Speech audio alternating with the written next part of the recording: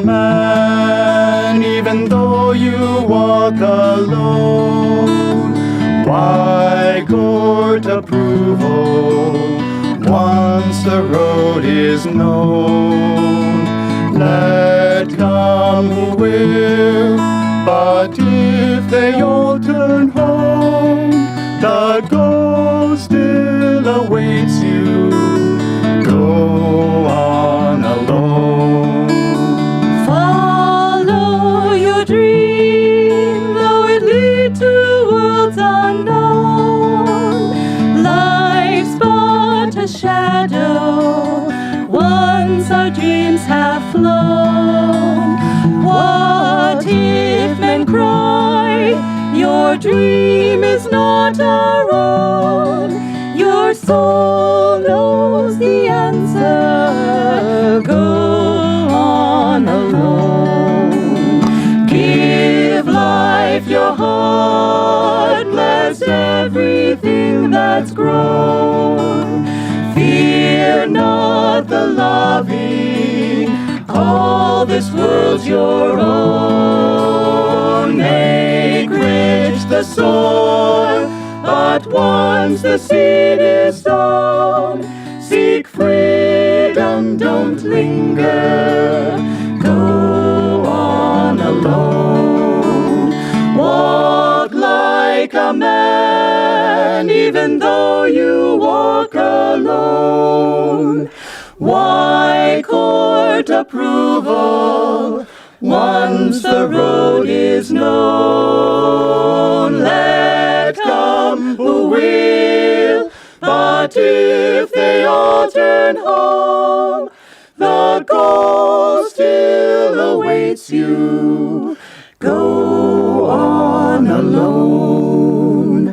Go on alone. Go on alone.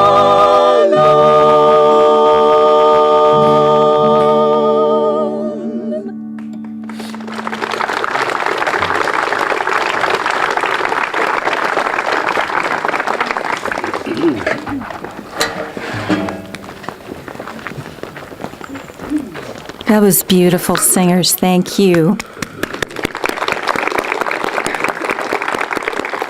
The guitar cut out and they kept singing, and then when the guitar came back in, they were still on pitch. It was wonderful. Well, our topic this morning is my journey to finding happiness, and I am joined this morning by Nayaswami Pranaba, Nayaswami Daiva, and Nayaswami Diksha. And I am Nayaswami Nirmala, and that is a mouthful to say that. Well, my story can be divided into two parts: searching for Ananda and Ananda. It's a story of very high contrast, and I'll give you a hint as to where this is going. Before Ananda, I was not happy. I remember my dad telling me that when I was born, the doctors handed me to my father, and then they gave me a shot. And it must have really hurt, because my dad said that I looked up at him like, "Dad, what am I doing here? What have I gotten myself into?" And that pretty much was the theme of my whole childhood. I was wondering who I was, why I existed, what was this place, who are all these people? And so when I was 3 years old, I ran away from home. Or I tried to run away from home. My parents scooped me up and they asked me, "Why did you try to run away?" And I remember very seriously answering them and saying, "I'm looking for peace and quiet."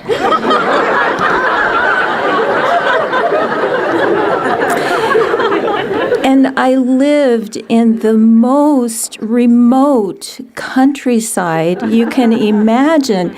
It was just woods and cornfields all around. But my neighborhood did have one distinguishing characteristic, which I'll tell you. But the point of that is that the turmoil was inside, and I didn't know to look for peace and quiet inside. Like Swami says in the festival, where can I find that source of power, of peace? Seek it in the farthest depths of being, in your own self. Well, as I say, my neighborhood was very quiet, and its distinguishing feature was that it had a very large cemetery. And I didn't get to be a yogi meditating in the crematory grounds on death and life, but I did get to ride my bicycle there. And I got to go deep into these thoughts of why we are born and what the purpose is. What are we struggling for? What are we striving for? My spiritual crisis got worse. The older I got, the more I learned about the world, the more discouraged I got. I studied history, and I studied the wars, and I understood that humanity had imposed so much misery on itself. It just seemed insane. All these wars seemed so insane. And then, what was even more poignant to me is I learned about all these environmental issues that are plaguing our planet, and the extinction of animals just through human greed and negligence, the deforestation of the planet, the pollution of the air and the water, the devastation that we have wreaked on the oceans and our planet as a whole. It just weighed on my little soul, and I longed to be able to help to change the world for the better.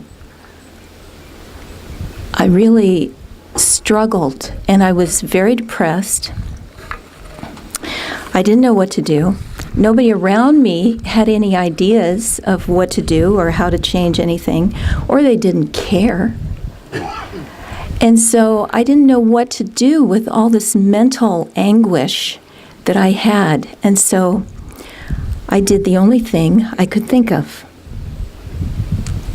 I wrote existential poetry. Now, Gyandev very kindly read that beautiful poem that he wrote. I promise I will not read any of my poetry for you today. Yogananda said that God doesn't come to most people because he knows that they would just want to argue with him. And I was definitely arguing. And so in this cheery, buoyant frame of consciousness, I graduated from high school and I went out on my own and I started college.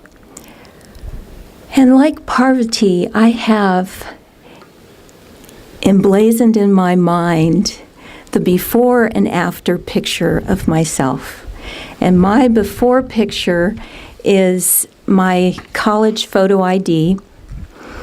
And you just cannot imagine a more tortured soul. It just was the quintessential existentialist. And then fast forward 5 years, and I was living at Ananda. Well, actually, that 5 years is the really juicy part of the story, because Divine Mother just laid out all these different options for me. So many paths that I could take that would just swallow me up for this entire incarnation, maybe many incarnations. And when I look back on it, I can't really believe that it was only a 5-year period, that she was able to stuff so many experiences and options and tantalizing little tidbits out in front of me in that short amount of time. But by the grace of God and the skin of my teeth, I came to Ananda. So fast forward 5 years from that college photo ID, and I was spending my first Christmas at Ananda. And I decided to help cook the Christmas banquet with the whole crew of other people. And somebody took a photo of the kitchen crew that day. You couldn't even tell that it was the same person. It was so full of joy, so full of gratitude to be a part of Ananda. I had stumbled onto one of the most important keys to finding happiness, to the art of living, and that is to serve something greater than yourself. We'll just never, ever, ever be happy unless we stop thinking about what I think and what I want and what I feel and serve something larger, serve something greater. And forget about yourself in that joy of giving service. I remember, too, those early days of drinking in the teachings. All my issues that had plagued me so deeply for so long. I read about reincarnation and karma and all these liberating thoughts that were just like a spiritual balm to my soul. It helped me so much. And I had wanted to change the world for the better, to help do something. And being at Ananda, I felt like, yes, we can change the world. We are changing the world. Because our spiritual practices, our love for God, our desire to work to live cooperatively are the things that will change the world. Yogananda said that the person who can reform himself can reform the world. And so I was very, very grateful to be at Ananda. I wanted to reiterate something that Parvati said yesterday. I came later than she did. Many people were already here and living here. I came in 1975. And it was, shall we say, rustic. I remember that I worked for some years for Ananda Construction making stained glass windows. We had our workshops down by the entrance of Ananda. All those buildings are gone now, fortunately. But there was a spring box there where I got my water. And I would carry my water from there to where I lived in Hiranyaloka, which is across the road from the Living Wisdom Center. And I used to say I didn't have running water, I had walking water. And I remember walking home with these giant jugs of water singing. I was so happy. It wasn't a sacrifice at all. It was a privilege. It was a privilege to be part of this. Sometimes people ask me, so what did your parents think about you moving to this strange place? And my parents came and visited me. They saw where I was living. They never said a word. They saw my face. They were thrilled. Finally, this little girl had found some modicum of happiness. It wasn't easy to change. You know, those existential roots ran really deep. And I remember once Swamiji taking me by the shoulders and looking me deeply into the eyes.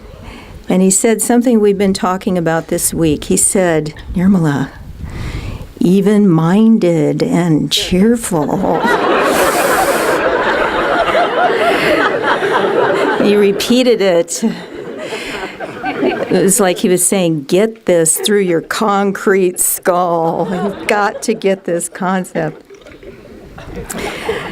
I remember another time, some years later, in fact, it was Spiritual Renewal Week, and we didn't have the amphitheater. We just had the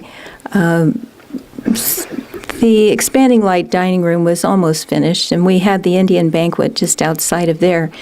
And I was in charge of decorating for that evening, and it was not going well. There was too much to do and not enough time, and I was getting a little frantic. And I remember one of my gurubhais walking by, shaking his head, and saying to me, "More kriyas. You just got to do more kriyas." And I thought, oh God, it's really showing, isn't it? Yeah. But I remember too, Swami just answering our question about how do we know that we're even advancing spiritually or making any progress at all? It just feels like we're stuck sometimes, or going backward, or we don't know where we are, what our spiritual gravity is. And Swami was very clear. He just said, you can't know. It's impossible to know. And that's because the spiritual victories and the successes of this world don't really have much to do with each other.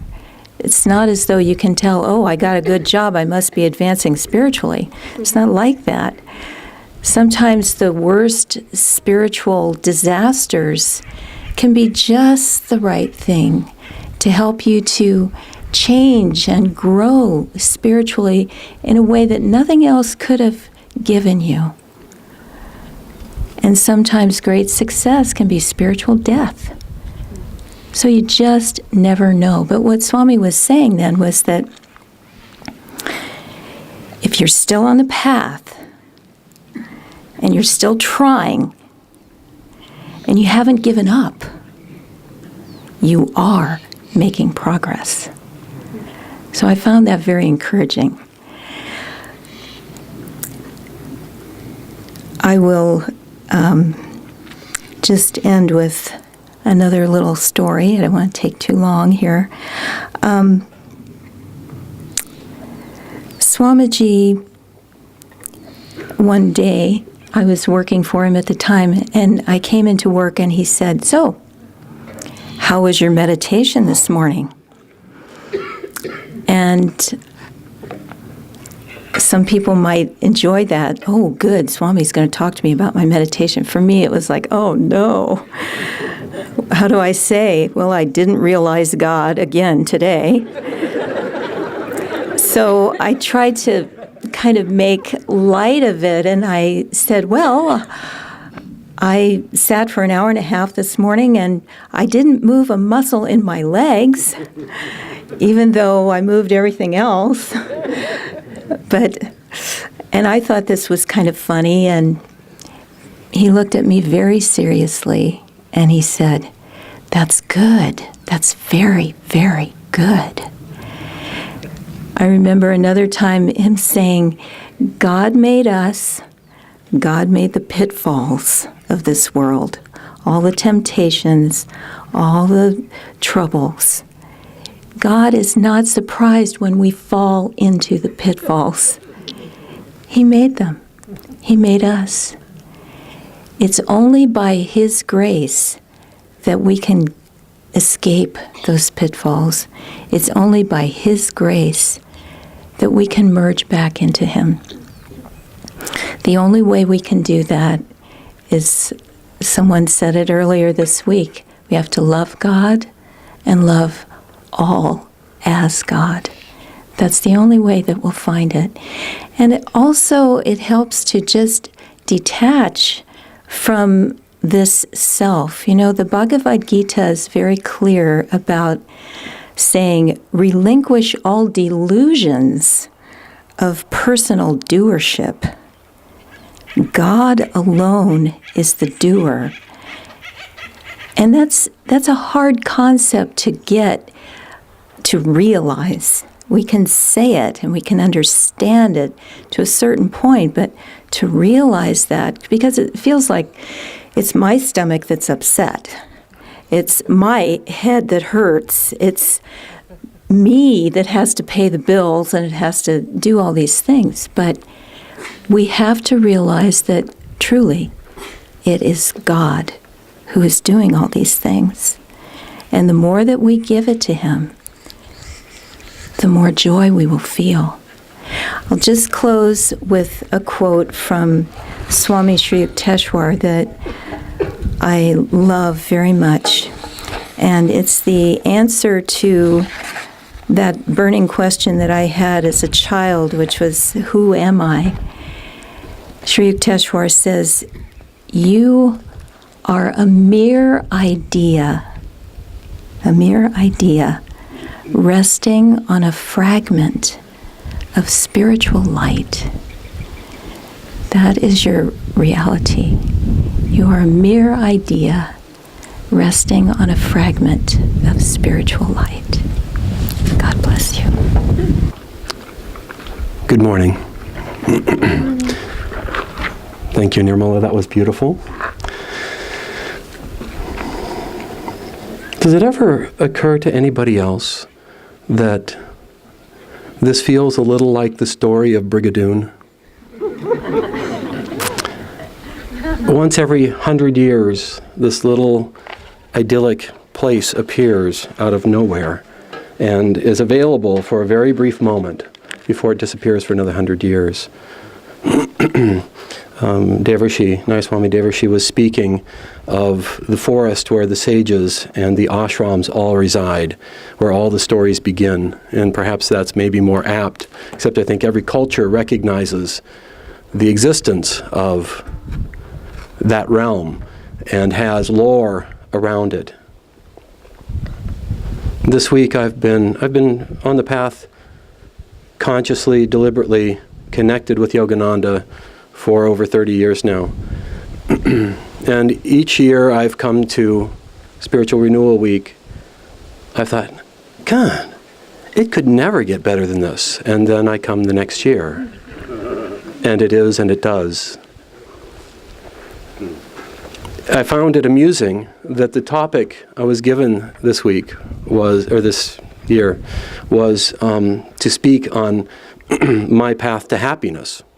Because I have a peculiar nature in that I'm just not that interested in the details of life, including my own.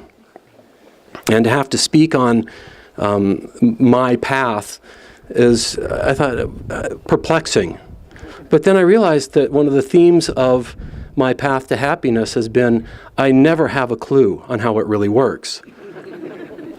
And I've heard that theme echoed. Nirmala just echoed it. We've heard it several other times. Ananda mentioned it earlier. It's really hard to tell what's going forward and what's going backward. So I thought I'd just give it a shot. I've stopped using notes for talks, typically, because I find that there's more power in the inspiration. But as I was preparing this time, I heard Master and Swamiji say, take notes. A saint said that pain is the measure of our distance from God. And if all of life is pointed toward avoiding pain and finding happiness, our measure of happiness must indeed be the metric for our proximity, our closeness, our awareness of God's presence. I found growing up that I was good at everything. There was nothing. I found that everything basically is the same. If you put attention, combine it with receptivity and perseverance, there's nothing that we can't do. Given, one friend said of Ananda, given enough time and money, we can do anything. We can do anything. And then we find, if we are fortunate, that there's virtually nothing worth doing. And such was my predicament.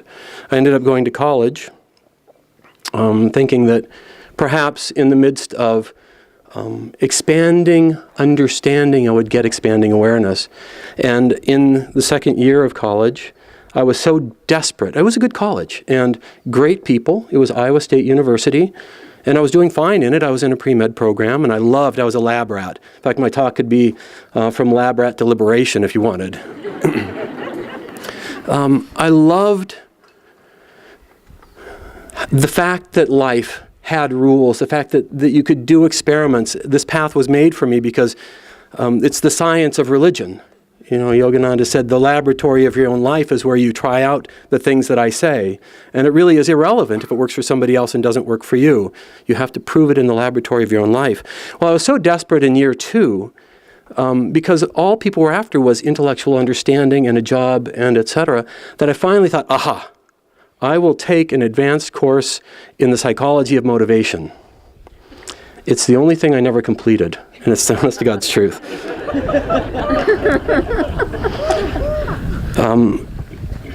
Various processes took me ultimately, finally, to California from the Midwest. And in the course of time, somebody gave me the autobiography of a yogi. I had spent, the only value of these stories is if they touch a chord and reinforce for each one of us a sense of the possibility of our own lives for increasing our happiness and how to navigate through. I received the autobiography of a yogi. I recall opening it, and I'd read all the mystical literature. I'd read Don Juan and Carlos Castaneda. In fact, I'd even met him at one time. I'd read Viktor Frankl and all kinds of things. I'd buddied up. I'd kind of magnetically allowed myself to be drawn into the sphere of anybody who I could find that seemed to have wholeness. And each time that happened, I would find that they had it within a certain sphere of influence. But outside that sphere, it dissolved, and I thought, that's not it. And when I read the autobiography of a yogi, I remember thinking, oh my God, what the heck is this? But whatever it is, it's it. I knew that there inside that was the joy, was the truth, was the completeness, because no matter what happened, there was that underlying vibration. In fact, when Swami Kriyananda was asked by Paramahansa Yogananda, how did you like my book? How did you like my autobiography? Swamiji responded, he said, it was wonderful, sir. And he said, that's because I put my vibration in it. The vibration of God, the vibration of joy, the vibration of union, of yoga. In the course of time after reading it, I started taking the SRF lessons and practicing them on my own. And it was a good time. It was a good and worthy challenge. I remember doing the energization exercises day after day, week after week, looking, practicing, looking, trying to understand what the little drawings were and reading the description. And it's one of the things that's made me unendingly grateful for satsang and Ananda. In the course of time, I was told that there was I became a disciple through SRF, and I was told that there was a disciple of Yogananda, a living disciple of Yogananda, going to give a talk. And I thought, oh great, this orange-robed Swami who's so imbued with the power and presence of God is going to come, and I'm going to be edified. And I went to Sacramento, And I was living in Auburn, and I went there, and I went into the Red Lion Inn, into this conference room, and I walked in and sat down, and I was earth tone. I was really, somebody spoke of, being environmental and doing all the right things outwardly. I was doing all those things, and I walked in, and everybody was pastel. I think it was during the Lavender Ray days. And then they started, they did a prayer together repetitively, and then they did responsively, and then they did chanting, and everybody was doing the same thing and saying the same thing and wearing the same clothes, and I thought, this is really weird. And then out walked Swami Kriyananda in a Hawaiian shirt. And he spent the next hour and a half talking about Hawaii. And I walked out of there really bewildered, and I thought, what in God's name is this? Whatever it is.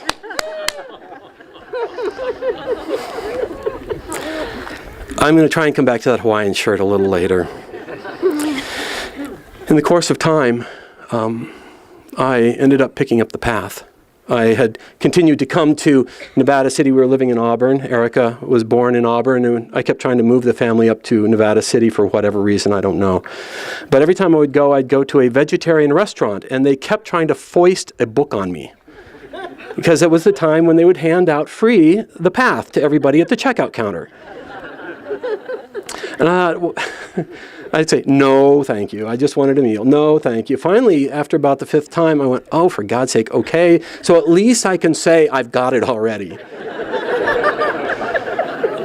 And I was in an existential funk sometime after that, and I just grabbed a book off the shelf. Just anything to distract my mind. I was really spinning. And it happened to be The Path, and I opened it and I started reading. And I went, oh my God, so that's who he is. And I couldn't put it down. I could not put the book down. I read it, I think, in 2 days, night and day. And in the middle of the second day, I called the number at the back of the book and asked, I said, I don't know who you people are, but can I please come visit? And I came and we had the tour. Erica was, I think, several months old at that point. I had her on my shoulders and we walked across this meadow and the golden grasses and the blue sunshine and the green trees and the stillness. And I heard her mother talking with the tourist, the person who was touring us, Therese, for those who remember her. And they were about, I don't know, maybe 10 or 15 feet behind us. And I could hear them talking, but I couldn't hear what they were saying. And I was just absorbed in the vibration of this sacred place. And then I heard them laugh. And I had never heard that quality of sound before. Laughter typically is tinged with many emotions, many different flavors, sarcasm or tension of various natures. This was pure and completely uncolored. And I remember thinking, any place on this planet that can produce that sound is a place I want to be. I tried to move here. It took about a year to get here. In the course of time, I met Swami Kriyananda, was introduced to him, and the introduction went something like this. Padma, if you're here, I thank you deeply. Our little family was there at Sunday service, and after Sunday service, Padma came up to us and said, hi, introduced herself and said, we're having a community pool party over at Swami Kriyananda's house. Would you like to come? And we went, oh, how lovely. Thank you for the offer. I was so touched. And Swami walked up at that point, and he had his posture, he just walked up, and she introduced us. And he looked at me, and he said, I'm sorry, but the pool party is for community members. And my energy just sank straight to my toe chakras. You have them in case you haven't found them yet. And I thought, oh, deep disappointment, but I thought, I can understand. And I just looked up and I said, I can certainly understand that. And he looked at me and said, well, in that case, you should come.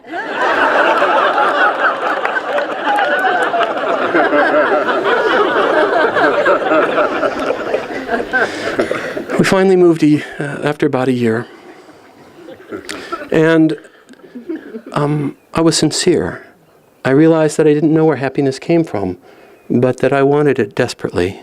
And I knew that I did not have the wisdom to guide my life. I knew where my life would go, and it would be absolutely fine on the surface and absolutely a train wreck inside. So I came, and I came with debt. I came at an inconvenient time. I came when it was impossible to be here. The average wage, I was supporting a family, the average wage was somewhere around $2.38 an hour for people working for the community. That was a good job. Construction paid $4 an hour, and I never had any training in it, but I thought, well, at least it's twice as much as anybody else is making. What am I going to do? So I started doing construction, and it was vivid because it was molecular. It was a molecular experience. I detested it. I was completely unsuited. The physical, rational, visualization, willpower skills that it takes to be a real builder absolutely were absent from my nature. And every single day I had a choice. I could continue in that and barely survive, or I could leave. And really that was my only choice. And I thought, well, God has put this in front of me. I'll do it today. And we started every day with a prayer. We started every day. We had noon meditations. I lived in an ashram. We had morning meditations that were obligatory. We started early, but we started with a prayer and an affirmation. Then I would just listen to a Swami talk all day long. Walkmans were in at that point. And then we would meditate at noon, and then we would do it again all afternoon. So I survived the days by clinging to this vibration. And I found that in the course of time, I got really good as a builder. And what happened in addition to that was we not only built 40, 50 hours a week, but the community needed to be built as well. So we spent another 20 or 30 hours a week building for our friends and building for the community. So it was a never-ending torture chamber. And I found that in the course of time, I still detested it just as much as I had at the beginning. It wasn't volitional. It was molecular. It was just there. And one day, after about 3.5, 4 years, I was guiding a project. I was the foreman. And the most amazing thing happened. I spent the days also chanting. When I wasn't listening, I would chant inside. I was doing japa. And I pulled out my tool belt. I swear to God. I pulled out my tool belt. I clipped it on. I pulled out my hammer. And a chant started by itself. And it didn't just start in my mind or in my heart. It started in every fiber of my being. And it filled me with so much vitality and creativity and freedom and light. It just poured through me. And I finally understood what the masters say about spiritualizing an experience. See, one of the things that we have to understand, and I didn't understand it until that moment, but I went from detesting and resisting and having this horrible experience to something that was liberating in that one moment, and it's become a power for the rest of this life and has defined much of the service that I've been able to provide for Master, because I said yes in spite of, not because of. And I offer you this as a gift. If you find yourself, if God presents you with impossible circumstance, because God is omnipresent, joy is omnipresent. There is no moment, no circumstance, no place where joy isn't equally. And God's job for a sincere devotee, the Master's job, Swamiji's job, is to guide the sincere devotee into those places where we do not yet experience the fullness of Spirit. Because those are the places we're stuck. Those are the conditions on our unalloyed happiness. Those are the places where we're not free. And if we want freedom, if we want light, we have to go there. Now we can go dragging, kicking and screaming. We can run away and avoid it. It's there waiting. Or we can step into it and embrace it. We can go into all those places where we're absolutely certain light doesn't exist and cooperate with God, leaving us there until it's found. In the course of time, I found that God remodeled my life, which is a part of what he needs to do. I'm using builder's terms, but he did. When I came here, he changed everything, took away everything I thought was of value, left me kind of there bereft, and then gradually in the course of time and in constant service and in surrender and in absorption into the flow of life that only community can give. You would never go these places by yourself. We can't. There isn't doorways even to go these places by ourselves. But in stepping into the stream of life at Ananda, I found something else being born inside. We need proof that God is there. That's where faith is born. And I remember the moments I was helping build the Palo Alto community when it first was started. And we needed, for many reasons, we needed a building inspector who was favorable. I swear to God this is true. They asked me to be the liaison between the building inspector and Ananda. The building inspector they gave us was the son of that Master gave us, was the son of a woman who founded the Phoenix Temple and his life had been saved by Master himself when he was a boy.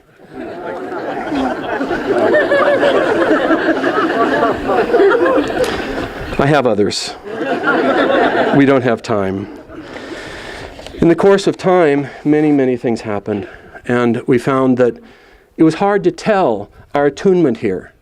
And for about 10 years, we went to Palo Alto, we went to Portland to serve, got put on factory recall, was drawn back here in 1995, spent about 10 years wondering what the heck I was doing with my life and whether I was really in tune, kept wondering if Ananda was going to ask me to leave.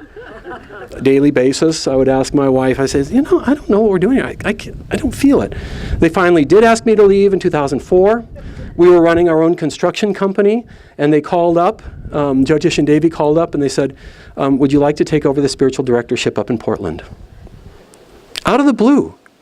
Would you like to take over the spiritual directorship in Portland? From one day saying, I don't know, I don't feel it, I can't feel the attunement, to, would you like to take over? You don't know. The battles we fight, the victories we win are never the victories we know. The showing up every day, the service, the unending story of being in the flow of self-offering is what leads to increasing happiness. It leads to increasing capacity to feel the presence of God. I want to go back to the Hawaiian shirt. A few years ago, Swami Kriyananda was giving little gifts to the center leaders, just tokens of appreciation and friendship. And we were kind of the newbies on the block in terms of directorship. And Gangamata and I thought, it'd be so sweet if something, was given. But of course, you can't ask for a gift. We thought about it, but one day a package came. And in it was a little string of pearls for her wrist, which she loves pearls. And a larger package came for me.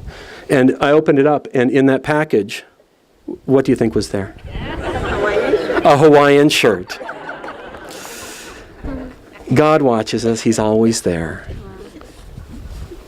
The storyline to joy, to freedom, to God's presence is increasing faith, increasing self-offering, increasing moments of just being present. Brigadoon is here for you now. If you're living in Ananda, you go when Brigadoon goes. If you're not, for God's sake, move. If you cannot move, if you can't, move to the nearest one. Move to this one. If you can't find one, create one. Because it's not temporal. It's not time and space driven. The second you start a community, you build community.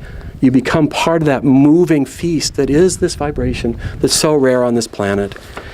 I'm going to end with just a quick quote from Yogananda, from a poem, I Am Here. The devotee is looking for God everywhere, looking for happiness everywhere, and can't find it. And finally he turns within. I hid and sulked, like a hurt child. Within the depths of me I hid and sulked, and no longer seeking thee. When lo, unheralded, some unseen hand suddenly snatched away the all-black band that has so blinded me with fold on fold. With only mists of dreams between, someone beside me stood unseen and whispered to me cool and clear, "Hello, playmate, I am here." So I'd like to share with you some highlights from my journey to happiness. I was born and raised in Israel in a Jewish conservative family. And I remember as a child how much I enjoyed all the Jewish ceremonies, the holidays, going to the synagogue every weekend. God was a part of my life, and God was my friend. Since I was very young, I knew that in this life, my focus is not going to be changing the world through through social movements, but changing myself. But I didn't know how to do it. I tried to be good, but I wasn't always successful. I remember as a child once, when I didn't obey my mother, I felt really bad. And I crawled under the kitchen table. I was hoping that at least I can hide it from God. But as I sat there, I started laughing, because I realized that I cannot hide anything from God, because God is everywhere. In elementary school, my least favorite class was physical education. But one time, the teacher announced in the beginning of the class that today we're going to practice long distance running. And I was about 11 years old.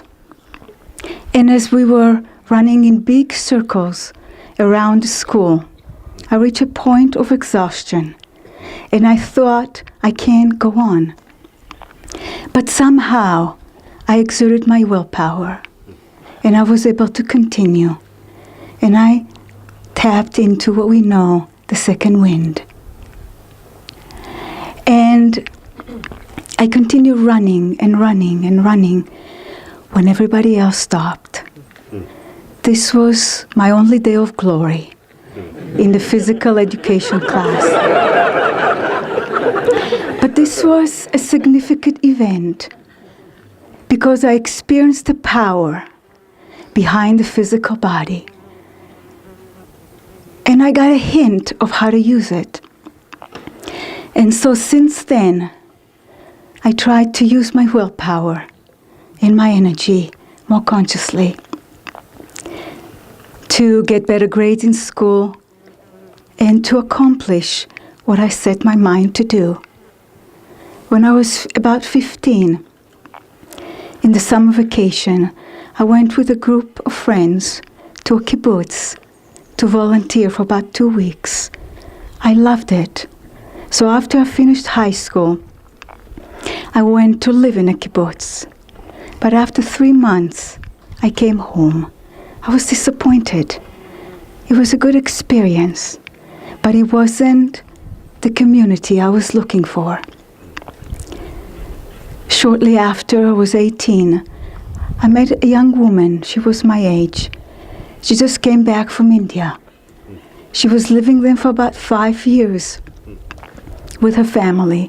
And now she was back. She was teaching yoga. So I started taking classes from her. And she inspired me right then to become vegetarian. So the seeds of wanting to live in intentional community and to practice yoga was planted.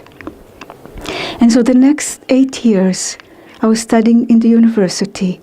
I kept practicing yoga, and I was searching. I tried different spiritual teachings.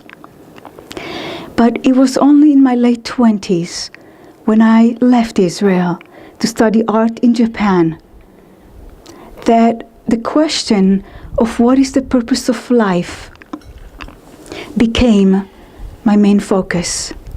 Stepping back from the life I lived helped me to get perspective and to look at the deeper meaning of life. And those years in Japan was the beginning of untying the knots of self-identity, the attachments to the family that I loved, to my country, to my religion. And when I realized that the only purpose of life is to know God, I prayed from the depth of my soul to God, show me the way. And I was led to America. I was led to Palo Alto in California. And there I found Ananda. Asha was the first one to welcome me and to help me embrace this path. But it was when I attended for the first time the purification ceremony in Palo Alto that Swami created. I have such a profound openness of heart that it helped to clear out my doubts and to embrace this path.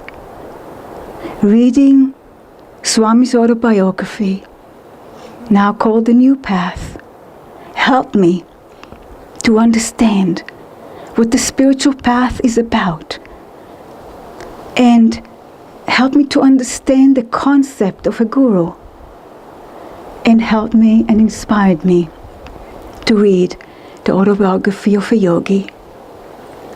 When I came to Ananda, for the first time, Ananda village, in 1990, I recognized it as the community I was seeking, the community of people who want to know God.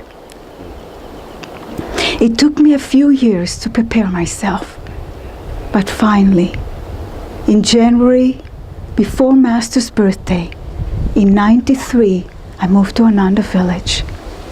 And a month later, I took Kriya for the first time.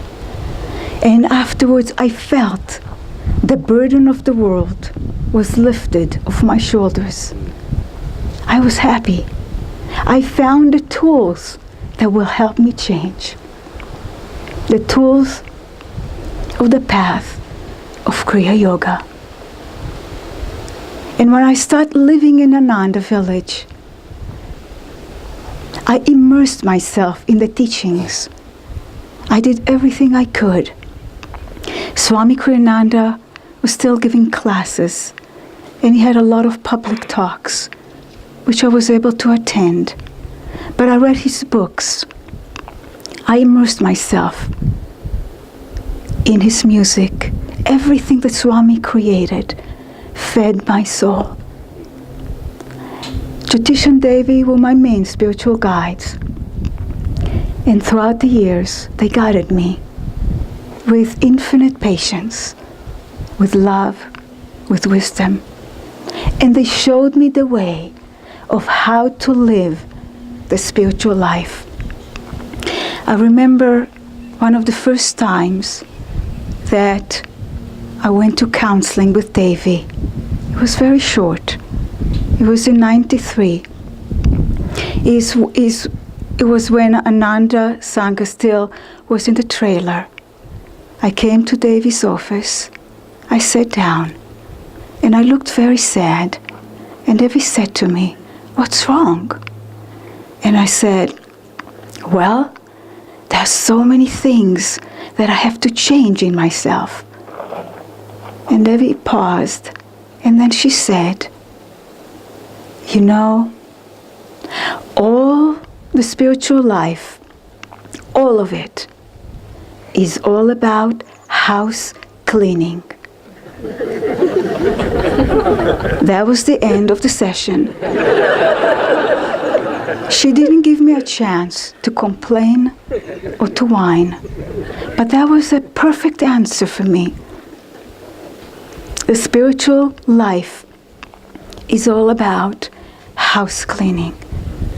And through serving at the expanding light, serving the guests, through daily meditation, through introspection, through studying the teachings, that was the process of house cleaning. And so after 5 years of house cleaning, I was ready to get married. And Devi set up the day. It was September 12th, Swami Discipleship Anniversary, 1997, when Gandhi and I got married. And this marriage has been a great blessing.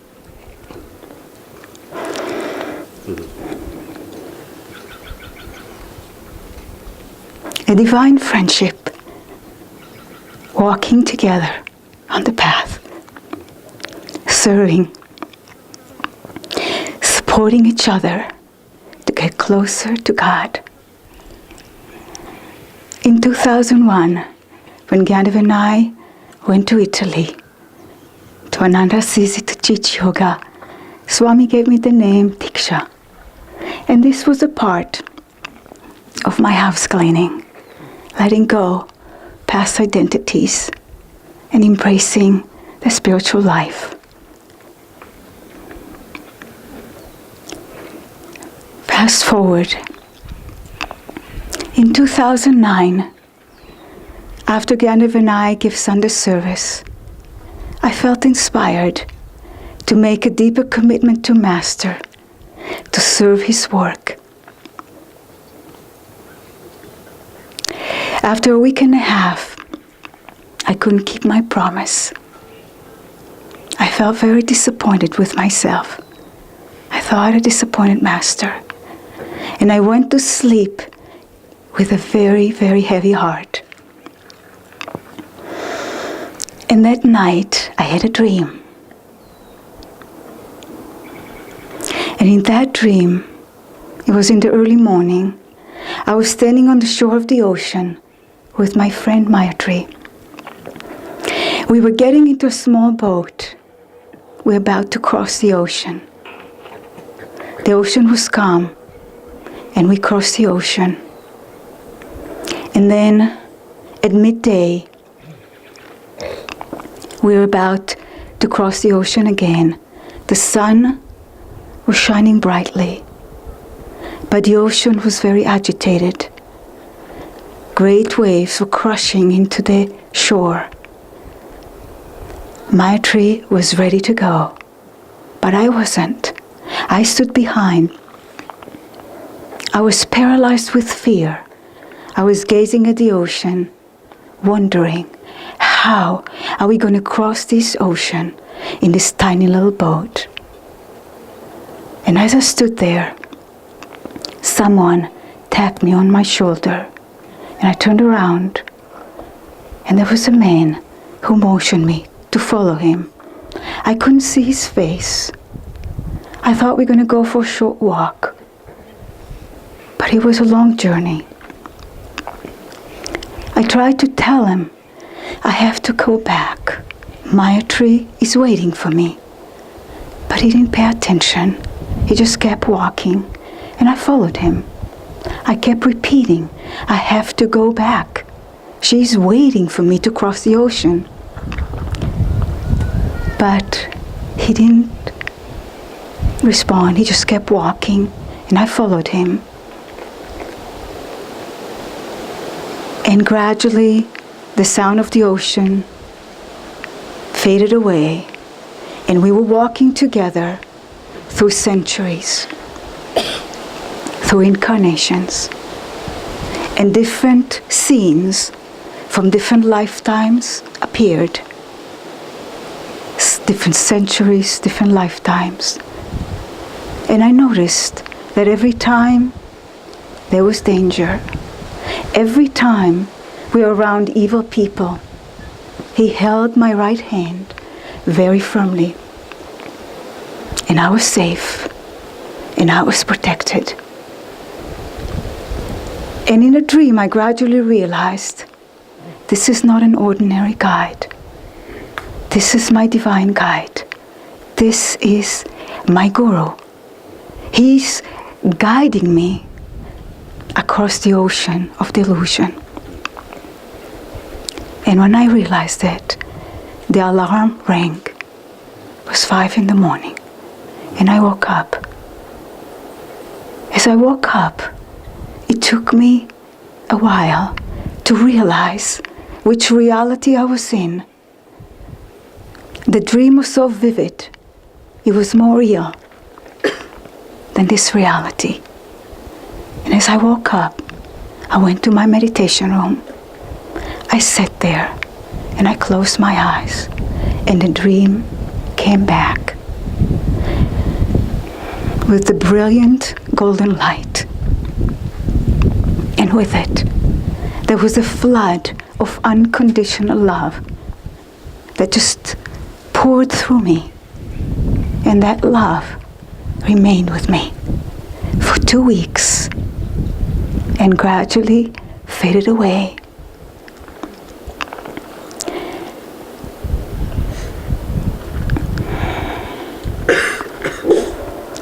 But during that time, during those weeks, inwardly, and I didn't share it, I was weeping. I was weeping from the overwhelming love that I was experiencing. A love that came when I thought that I disappointed my guru. But the power of that love conveyed to me the eternal bond between the guru and a disciple. It conveyed to me the promise of immortality, the promise of the guru to lead the disciple through no matter how many incarnations across the ocean of delusion.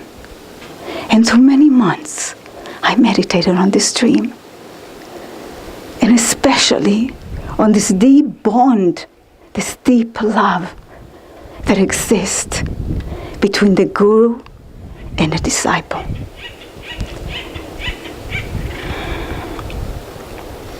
And about half a year later, Swami Ananda formed the new Swami order. And when the first initiation happened at the Expanding Light Temple, Gandalf and I took the vow of final renunciation. And the vow of final renunciation begins with the words, "From now on, I embrace as the only purpose of my life the search for God." And when I took that vow, I felt that this whole lifetime I have prepared myself for this day, and I was ready. And since that day, almost 4 years, I feel that in subtle ways there is a constant increase of inner freedom, of inner joy. And so as I continue my journey in this path of meditation and of service, I have faith. I have faith that through deep attunement with Master, with Swamiji, that they will lead me, that they will lead all of us who are in tune to true joy, to true happiness in God. Thank you. So I figure I'm the last speaker for the week. I can take as long as I can. In the Yoga Sutras, the great sage, the great Rishi Patanjali, introduces a Sanskrit word called Smriti, S-M-R-I-T-I. And he actually has 3 different approaches to understanding Smriti throughout the Yoga Sutras. And the first one comes pretty much in the first few sutras after sort of the defining sutra of all of the sutras, Yoga's Chitta Vritti Nirod, which is yoga is the neutralization of the vortices of feeling. And in a number of sutras after that, he lists the vrittis, the things that are the obstacles to the spiritual devotee. And one of them is Smriti. Now, we don't often hear that, but Smriti in this case is memory. And it's the way that we indulge in the past. Swami Kriyananda often talked about that a survey he read about where people were asked what was the most significant or the happiest point in their lives, and many in the survey said their high school prom. And these are people in their 50s and 60s. Well, that's kind of sad and disheartening to even realize that would be true.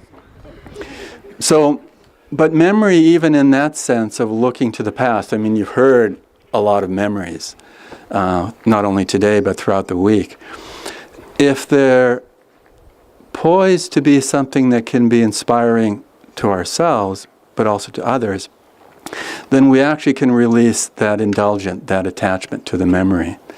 The second way that Patanjali emphasizes the word Smriti is being mindful, being conscious in the experiences that happen to us. And so that when we're involved in life, which is our given, if we're going to grow, is that we take advantage of what's there around us, and we consciously see it as part of the ongoing experience to find our true home.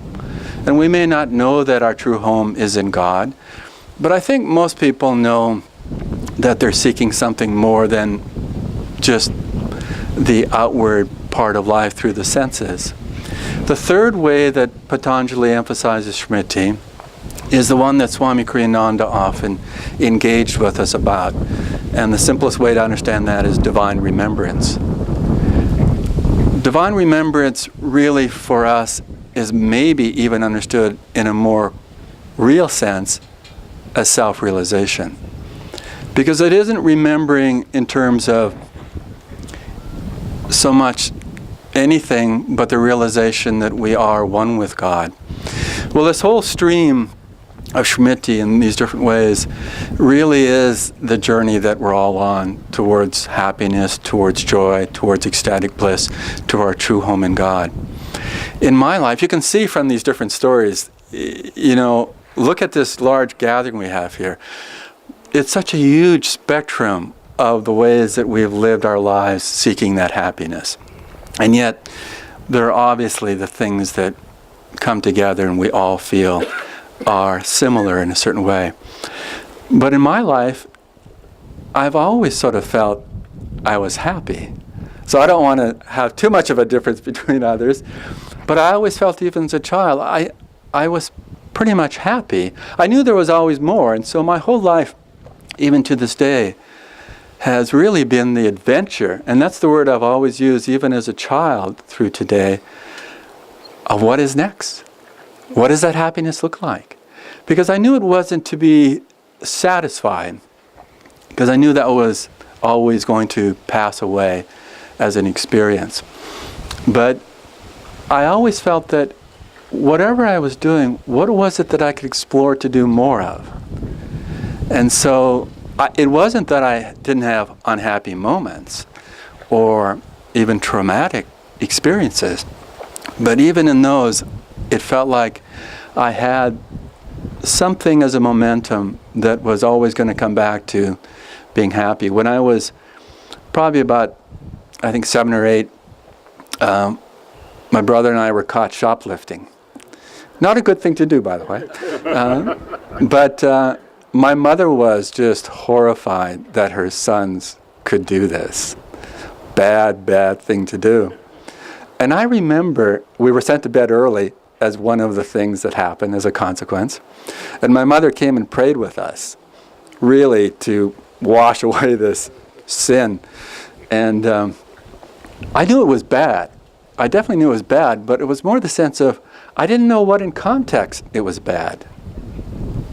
I felt, hey, this is something available. I'm going to explore what this means. My brother was an instrument in getting me going with this.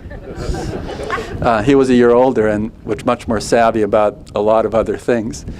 But I felt, praying with my mother, I felt, this is a real boon. I mean, I realized I shouldn't do what I had done, no doubt about it. But I felt this really positive effect. Here was my mother at my bedside praying with me. And I felt, what a blessing. I mean, I didn't use that word, but I felt, this is a good thing. This is really a positive experience. When I was around, well, it was in 1967. I was 12 and a half years old. In 1967, some of us remember that, some of us weren't around. But that was a radical year for the planet. And it was called many things, from Flower Power year to the year that Sgt. Pepper's Lonely Hearts Club band record came out. But I remember I went into the shop that had just opened up. It was called The Experiment. And I thought, whoa, this is cool. And it was day-glow psychedelic posters, you know, and they were playing Sgt. Pepper's songs, you know, in the place. And it was just like everyone was milling around. I think it was the first experience of satsang that most people had at that time.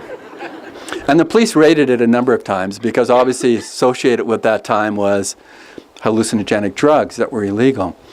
But I smelled incense for the first time.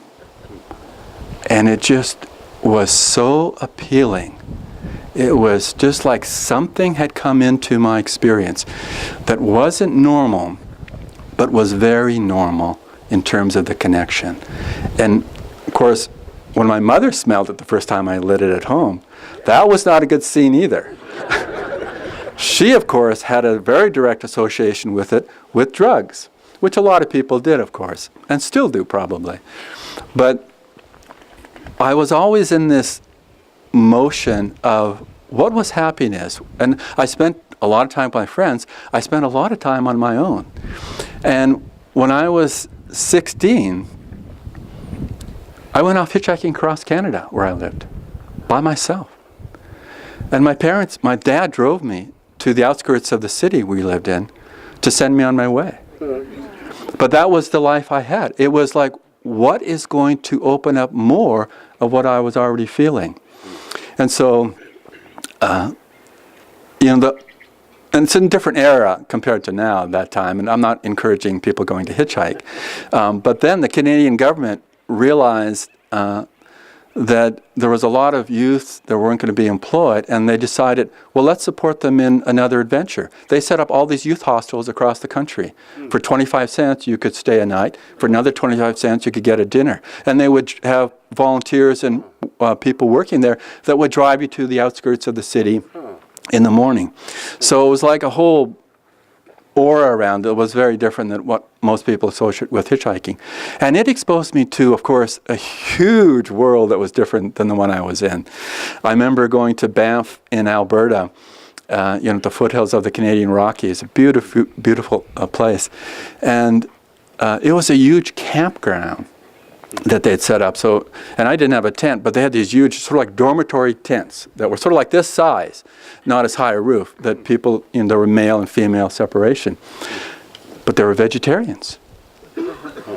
There were people meditating. There were people talking about Krishna. There were people chanting the Maha Mantra, Hare Krishna.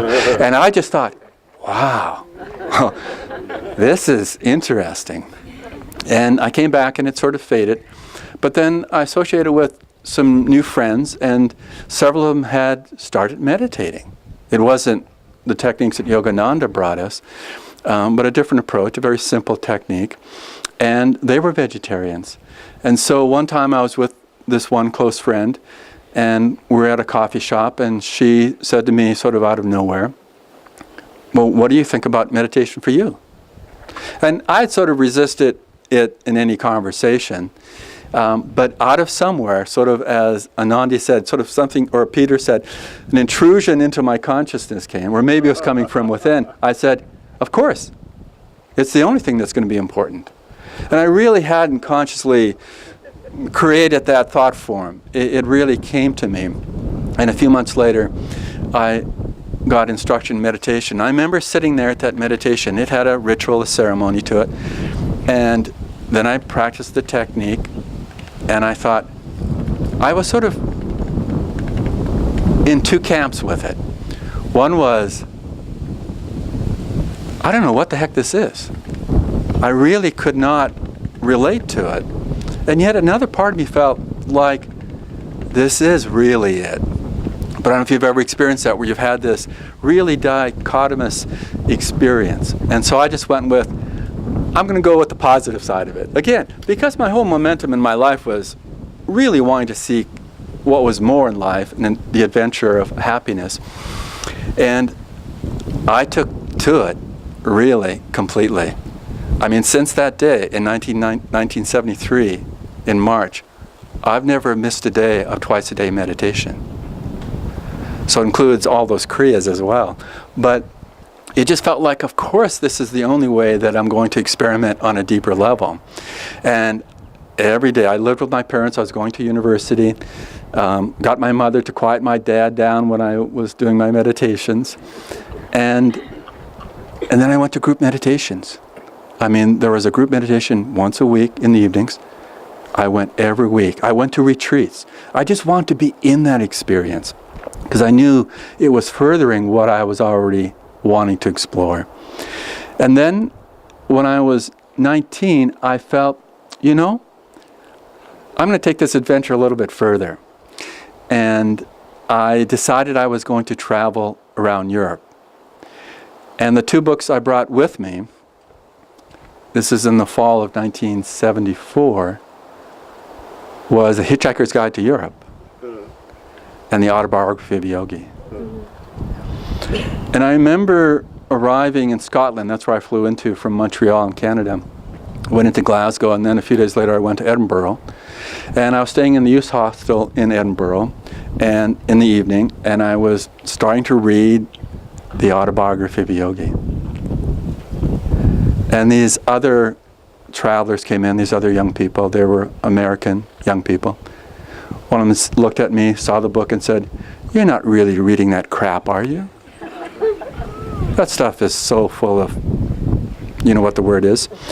And it wasn't until later when I read Swami's Autobiography of the Path, when he relates to getting the autobiography in the bookstore, and a friend of his came, and he started talking about all this outward excitement of doing things with his life, and Swami held the autobiography of a yogi close to him.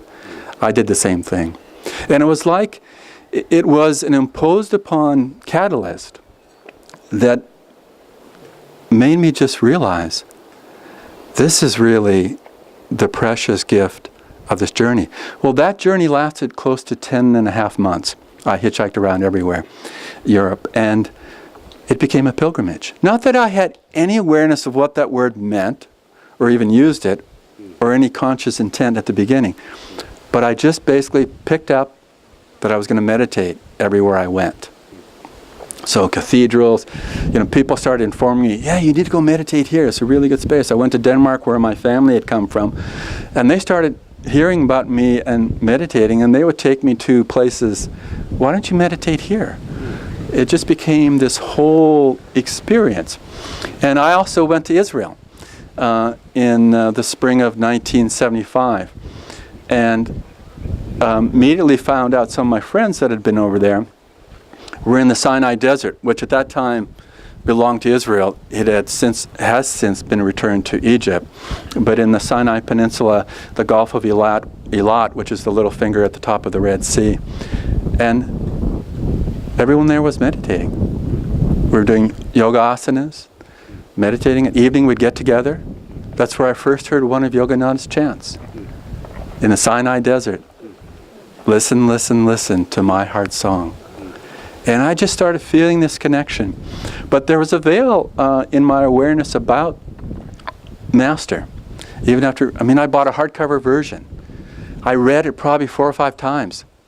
Did not realize there was an organization involved called Self-Realization Fellowship. It's in the book 1,000 times.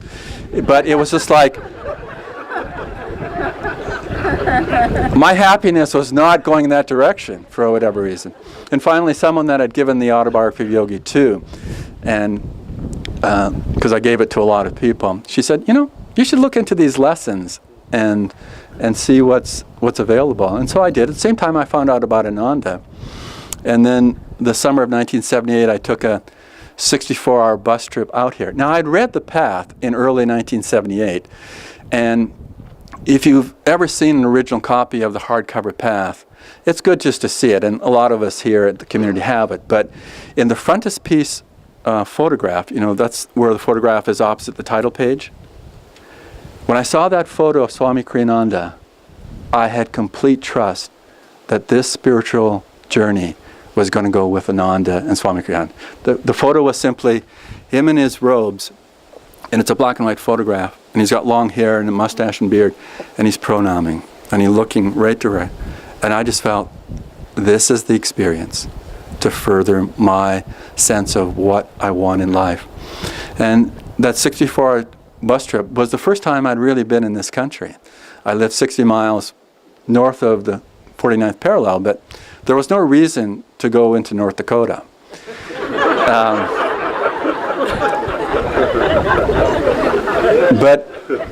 And when I got to Auburn, the bus connection wasn't there. The bus was late coming to Auburn, and so I had to hitchhike. And I was walking down Highway 49, as you've all driven probably, and I stopped and I looked up, and it sort of stunned me. It said, Masters Bar and Lounge. And I thought, Masters everywhere. Even in a bar and lounge. But then, so I got rides here. And as someone mentioned, Nirmala was saying, at the entrance of now, what is Ananda, wasn't the entrance then, it was around the corner. And all it was a short little driveway, and there was an old farmhouse, and there was a fence around the property going along Tylerfoot Road, and there was a grassy area. And Prakash was running the spiritual apprenticeship program. And it was late afternoon that I got here, dropped off. And there were maybe 40 or 50 people on that lawn on Tylerfoot Road doing energization. And I walked on the property and I said, this is my home. Because I knew it to be it. And I didn't feel physically that this is my home, and I still don't. I think we have many homes at Ananda, and I feel equally at home in all of them, as much of us, many of us do. But then I came a few days early, and Prakash very kindly allowed me to be here for a few more days before the program, that he sent me off with Narda, Sage Narda, who passed away, left his body a few years ago up in Seattle, to work on stacking firewood at Swami's dome. Because it was just a dome, it wasn't Crystal Hermitage at that point. And he was purportedly gone somewhere. And we were stacking, so this is in the middle of July, stacking firewood for the winter. And we were tossing it so it thumped against, the dome. Because we were just speeding, nobody was there. And suddenly Swami comes out on the deck. And back then, of course, he had the long hair, beard, and mustache. And he had a Supertramp t-shirt on. And shorts.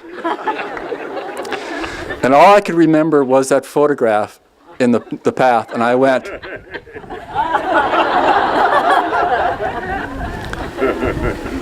and he went. Then he said, why are you here? But the whole journey for all of us is going to include, of course, the things that are sweet and touching in powerful ways. And we're going to have those tests. But the whole idea that we've all tried to live by is, what is it that we always come back to? And that's really the touch of the divine through our human experiences.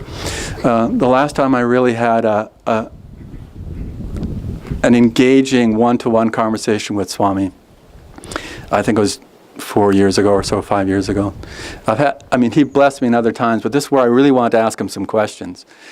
And I had this concern about the outer and inner pulls of my own particular journey. I think it's one that's relevant for all of us. I've always loved that Ananda has the two theme songs. Basically, Go On Alone and Many Hands Make a Miracle. And I was just asking him for his support, his advice of how we continue to play with that in our lives. Because if we veer too much in one direction or the other, we won't have the balance of really that self-offering at its deepest level.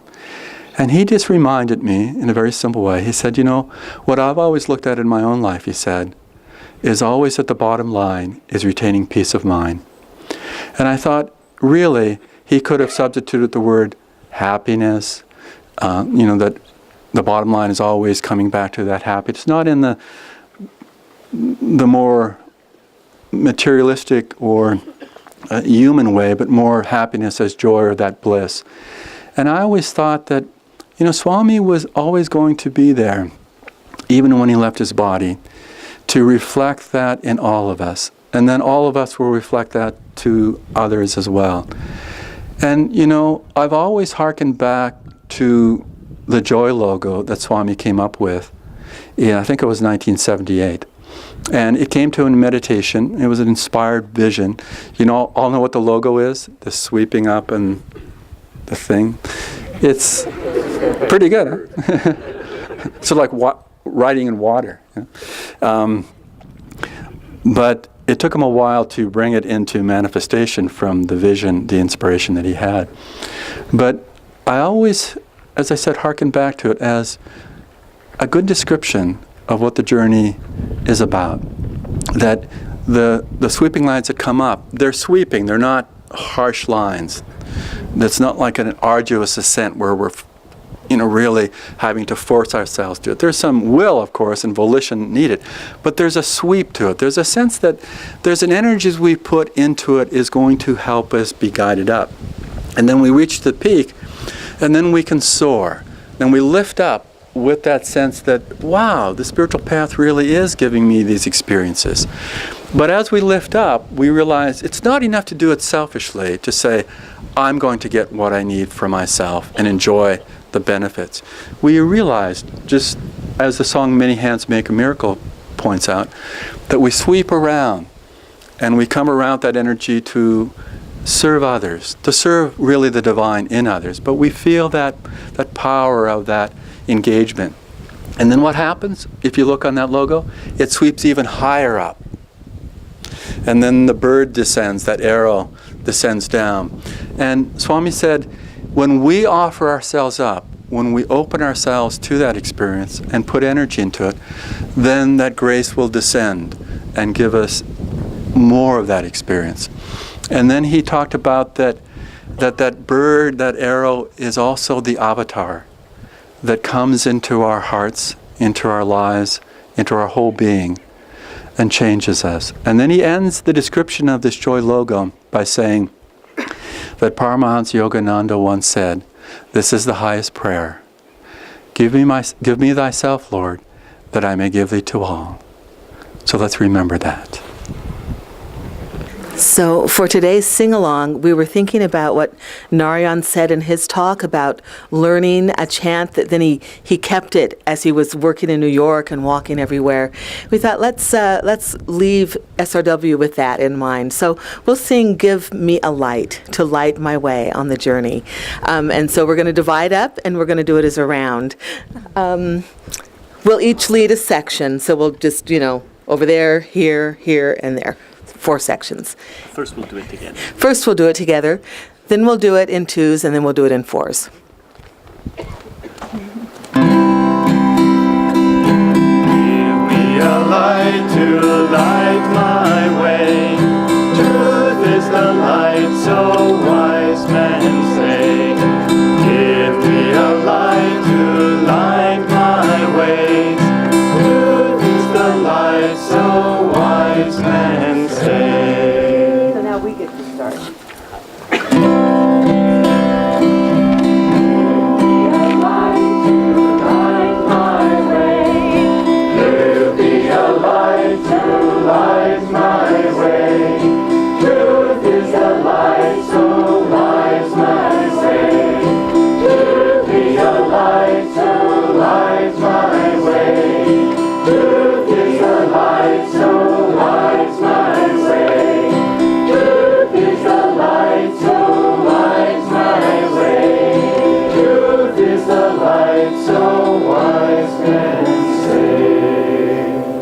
Where it gets really fun.